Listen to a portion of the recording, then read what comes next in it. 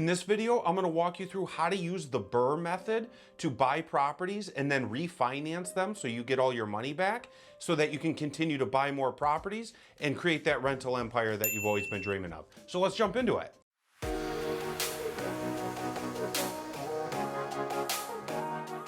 What's up, guys? I'm Ben Sund. Welcome to my channel where we talk about improving our overall financial health through things like personal finance, investing, and real estate. And so if you'd like to learn more about those things, please consider subscribing. So this video was in part inspired by viewer Jaywalk. He wrote that he's closing on a triplex on February 10th, and he would like to see some tips on how to go from a VA loan to refinancing to a conventional loan so that he can continue to use his VA loan. In this video, I'm going to go over some of those things, but it's not just going to apply to a VA loan. This will work with any loan type. But one of the advantages with the VA loan, and if you don't know what a VA loan is, check out my mortgage playlist somewhere up here. I made a video specifically on VA loans, and then I have videos on like conventional and FHA. But one of the advantages of a VA loan is that you can put 0% down to start to get into the home, whereas other loans like conventional or FHA are going to require some down payment up front. Now, again, like I said at the top of the video, I have some tips or some ways that you can then refinance that property later on to get all of that money back. So the BRRRR method is to buy, rehab, rent, refinance, and repeat. And so let's go through what those are. So to buy, pretty self-explanatory, right? As you're looking to buy a property. So the first step would be get pre-qualified. Go talk to a lender or a couple lenders that you trust. If you don't have any, ask for a real estate referral, meaning if you have a realtor that you're working with, or if you know someone else that has bought a home, ask who they used. In this case, or in these cases, it's usually better to go with someone, maybe not local, but someone that you can actually meet, rather than one of those big box lenders who just pick up a phone and then they pass you on, because some of these, especially for your first time, you're gonna need a little bit more guidance. And so it's better if you can build a relationship with someone over time. But you'll want to go see this lender or go talk to a lender at least 90 days prior, just so you know what the credit requirements and the down payment requirements are going to be. And then you can explain to them what you're trying to do, and they're going to be able to help you walk through what the process is going to be like and what's going to be the best product for what you're trying to do. Because depending on your credit and income, one loan might be better than another, and a lender is going to be able to work with you and help you figure that out. And so going back to Jaywalk's request, one of the advantages of a VA loan, again, you can do this with any loan type, but one of the advantages with the VA loan is being able to do it with 0% down on your primary residence. So what you can do is you could buy a multi-unit property, like a 2, 3, or 4 unit property, and then you could live in one of the sides, again, for 0% down, and rent out the other sides while you're trying to complete these other steps. That way you're paying down the property, you're getting paid rent on the property, you put 0 down, and then you're increasing the value through these other steps, and you're getting any money that you put down back later on. And we'll go through the rest or the remaining steps here in just a second. So the first R in the process is to rehab the property. Now, this is the step that get a lot of people nervous, and it turns a lot of people off because it can be the most expensive step. But depending on the type of property you buy, you might just need to do some cosmetic upgrades or some things that increase the marketability or the rental appeal to the property that don't have to be very expensive. You don't have to go put quartz countertops and marble countertops in the property. Again, it depends on where you're at. If you see, if you go to LA and you buy a multi-million-dollar property for your first property, and all of the other houses around it have those upgrades to them, then yeah, you're gonna wanna make the property similar to the area.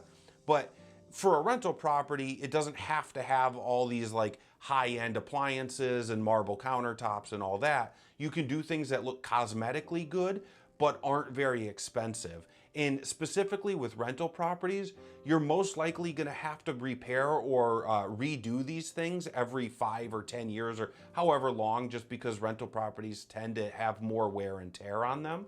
So again, it doesn't have to be high-end, high-quality upgrades. So for instance, my first home, the home that I bought probably about a decade now, I did that exact thing. I bought it for about $50,000 and I put some money into it, probably about $5,000. Again, I did the flooring thing. I went to a discount flooring near me. I think I bought like a vinyl hardwood floor for like 79 cents a square foot, something along those lines. And then I did some like bathroom tile upgrades, some shower upgrades, some nice decor, new coats of paint. And I increased the value about $100,000. Again, the market was on the upswing at that time, but it's still, I mean, that's happening now, and the materials or the repair materials aren't super expensive. They've gone up just because of supply issues. Again, I might be dating the video a little bit, but they've gone up over time, but you can still get them for fairly cheap. And again, so doing this increases the value in the home, and it can give you quite a bit of equity without putting a bunch of money in yourself. And it also increases the amount of rent that you can collect, because the more expensive the home, typically the more expensive rent you can collect. Again, it depends on your neighborhood and the area and the going rents at the time. But you will generally be able to increase the appeal on your property so that you can rent it out more often if you need to, or not more often, easier if you need to, and then you can charge more rent for it. And getting the equity back out is part of the third R that we'll talk about in just a second. And so the next step is going to be the second R, is rent the property out. Again, a little bit self-explanatory here. I'm gonna have some additional resources down in the description below, like a rental property calculator that'll kind of show you how to factor in or how to price out a property so that you know you're gonna be able to get a good rental income out of it. That'll be in the additional descriptions down below, along with some other tools or tips that you can use. So the third R is going to be to refinance. This is where we're going to spend a little bit more of our time on. I'm going to explain exactly how to do this, because this ties in the whole method. Really, without this, you're just buying and rehabbing a property. This is the one that makes it more worth it. But first, guys, if you really like what we're doing here, please consider liking and subscribing. It really helps out the channel. Please consider commenting down below. Do you want to see more videos like this? Or do you have any more questions about this kind of method for buying real estate? So again, it really helps the channel if you like and subscribe.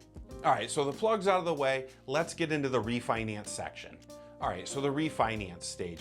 Once you've gone through all the other steps, and again, remember that this isn't a short-term method. It can be once you have the processes dialed in, but it's really more of a long-term way of buying rental real estate and then recouping your money so that you can continue to buy rental real estate and grow your net worth. It's a tried and true method. It's not one that I came up with. It's a pretty well-known method, but it's one that once you have your processes dialed down, you can continue to do this basically unlimitedly. So once you've gotten through all the other steps in the process, you can do what's called a cash out refinance. This means that you have equity in the home through you doing the rehabs and creating extra value. Again, usually you are going to want to create more value in the property than the money that you put in. But once you do that, you can do what's called a cash out refinance on a conventional mortgage. Now, basically every lender in the country will be able to do this for you, because a conventional mortgage is probably the primary mortgage type out of all four of them. And if you want to learn more about the conventional mortgage, again, check out my mortgage playlist. It's got a video in there that'll tell you exactly what a conventional mortgage is and what you need to do to qualify for a conventional mortgage. So a cash out refinance is you pay off your existing mortgage through a new mortgage, and then you take out money over and above what you currently owe on the home. And this is using your equity, which is the difference between what the property is worth and what you owe on the property. And it looks like this. Let's say you buy the home for $250,000. You do $20,000 worth of repairs and you put a little sweat equity into it. The home's now worth $300,000. You can go and do a cash out refinance, take your $20,000 that you did for the repairs, and you can do another $30,000 that you can go and put down a down payment on one or two other properties. So it's basically home's worth $300 minus the $250, you have $50,000 extra that you can take back out to use for other things and pay yourself back. Now, keep in mind, lenders most of the time, or really all of the time nowadays, aren't going to let you do 100% financing. So you wouldn't be able to get the whole $300,000 out. This is just kind of an example for basic math purposes, but it's the general idea that you take the difference out, pay yourself back, and get the remaining so you can put additional down payments down. Now, here's the best and most exciting part of it is once you take the money out to do the down payment on another property, you could buy that other property as a primary residence like you did this first one. You could rent this first one out completely and then buy the other one as a new primary residence, and you could live in it like you did the first one and do the repairs, do the rent, and do the refinance, do the process all over again. And again, one of the advantages of buying it as a primary residence is you need a lot less money down. So to answer Jaywalk's question in the beginning of the video, if you use this doing a VA loan, refinancing it to a conventional mortgage frees up your ability to use your VA loan again, because you can only have one VA loan at a time. So once you refinance it to a conventional mortgage, you could then go buy a new primary residence like you did this one, and you can use your VA loan with 0% down again. And the VA allows you to do this unlimited amounts of times as long as you only have one VA loan at a time and as long as you're buying the property as a primary residence. They don't really have a rule on how long you need to keep the property as your primary residence, but usually it's about 6 months is kind of the general rule. Most lenders aren't going to speculate or ask too many questions after about that 6-month mark. In a year, it's really, they're not gonna ask any questions at all. So this method is pretty tried and true, and it's one of the best methods to buy rental properties, but it's not without its flaws. And one of the huge killers to this BRRRR method is putting a bunch of money into the property and then not being able to pull the money back out. For whatever reason, if the repairs that you did increase the value, or if you did the repairs and then the market drops out, or you didn't buy the home correctly and it's just, you might have overpaid for it. And like with a lot of things investing wise, there's a lot of things that can go wrong, and it does take some experience and some trial and error to be able to get it right. And once you have your processes dialed in and you have contractors that you work with, or if you know how to do the repairs yourself, or once you start getting a rental client base, you can start to make this process simpler. And so the best way to do this is to go buy my $10,000 rental real estate course that I don't have and I don't sell. I'm just kidding. No, the best way to do this and the best way to avoid these things is, one, to go talk to a lender ahead of time. And again, I said 90 days at the beginning of the video, but if you're brand new to real estate, I would go talk to them like a year or 6 months ahead of time. They're not going to be able to give you a pre-qual that lasts that long, or a pre-qualification for those that are new to the process, because your credit report doesn't last that long. It expires. They'll have to re-pull your credit each time, which we want to avoid that. But talking to them ahead of time is going to be able to give you information that you need. And again, this is talking to them even before you own the property, not just for the refinance stage. Ask them what their what's called loan to value, meaning how much will they lend on a property of a certain value. So if you buy the home for $100,000, ask them, will they lend you $80,000 or will they lend you $90,000? Ask what their requirements are. You're also going to want to find out what their credit score requirements are, what their closing costs are. And then also, and most importantly, the length of seasoning that they need. So for instance, how long do you need to own the property before they'll do a cash out refinance with you? And different lenders are going to have some different requirements. Some of them are going to be the same, but a lot of them are going to be different. And so this is where I talk about building a relationship with a lender.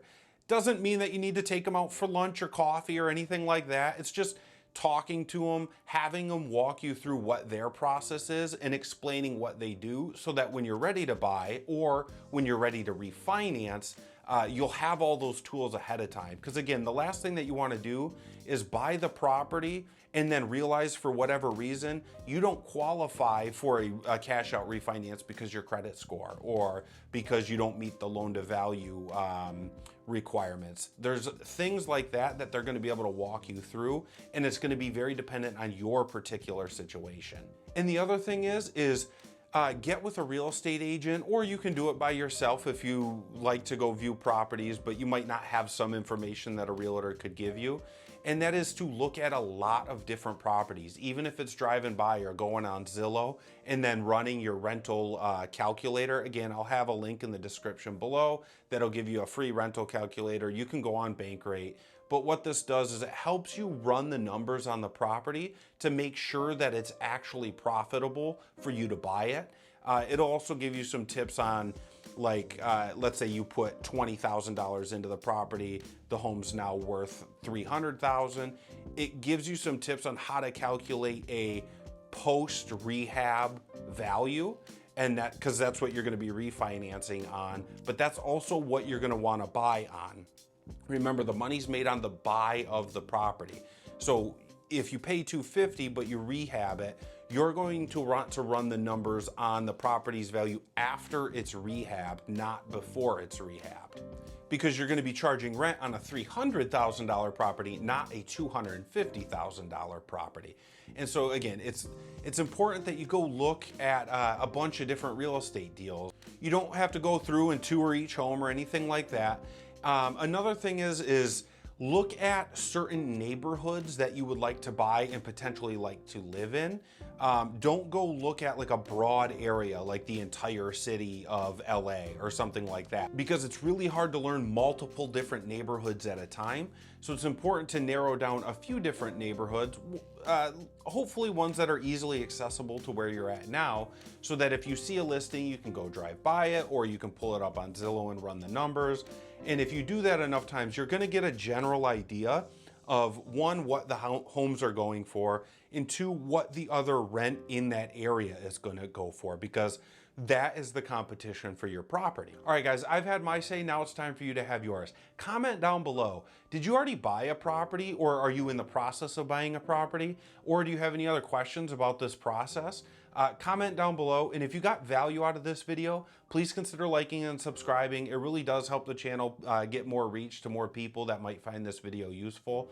I don't just talk about this type of stuff. I don't just talk about mortgages and real estate. I also talk about investing and personal finance and really anything that'll help improve our overall financial health. So if you got value out of it, please consider liking and subscribing, and we'll see you on the next one.